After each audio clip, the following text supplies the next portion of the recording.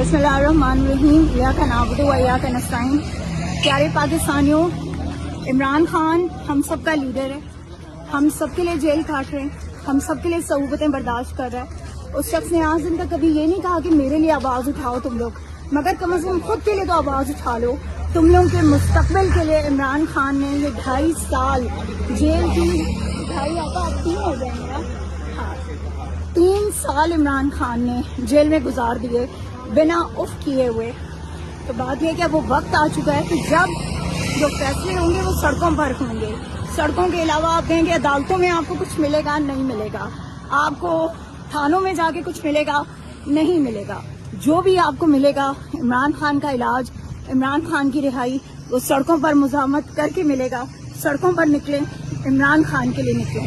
اور اب آپ کا مقصد اپنے عہدے اور یہ سب کچھ نہیں ہونا چاہیے، صرف اور صرف عمران خان کا علاج اور عمران خان کی رہائی.